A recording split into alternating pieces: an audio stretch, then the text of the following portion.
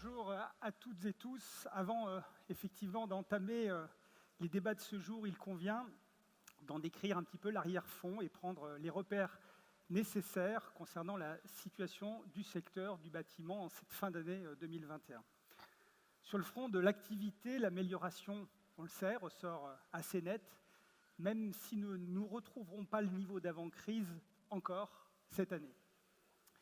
Plus précisément, l'individuel neuf et la rénovation sortent clairement de l'ornière cette année, mais le logement collectif neuf et la construction non résidentielle restent quant à eux clairement englués.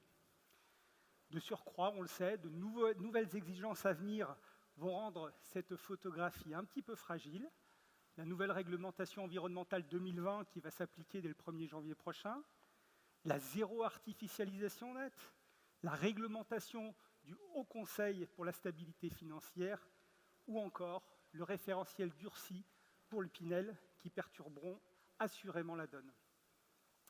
Alors un peu paradoxalement, sur le front de l'emploi, la reprise s'observe déjà et nous espérons dès cette année la création de près de 60 000 postes complémentaires dans le bâtiment, soit un accroissement de 5% de nos effectifs.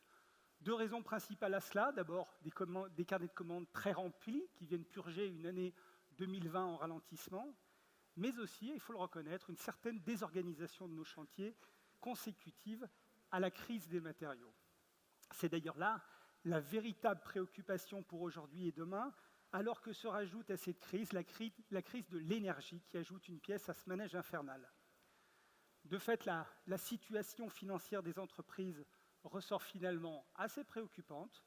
Certes, les défaillances d'entreprises restent à des niveaux relativement bas, mais les trésoreries souffrent aujourd'hui de cette envolée des coûts et bien sûr les marges suivront demain.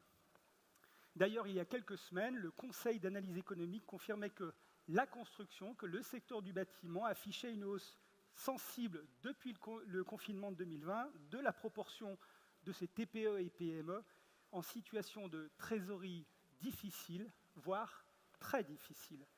Ces entreprises présentent même, et là je les cite, des risques d'insolvabilité du fait de l'utilisation des PGE pour financer les pertes de la crise. Bien sûr, la soutenabilité de cette dette posant évidemment question.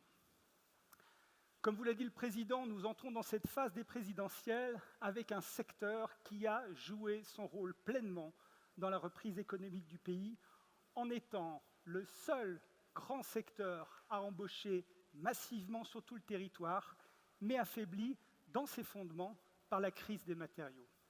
Alors en résumé, et vous l'avez tous compris, dans cette période de mer agitée, le bâtiment garde le cap, mais restons très vigilants à ce qu'il ne prenne pas l'eau.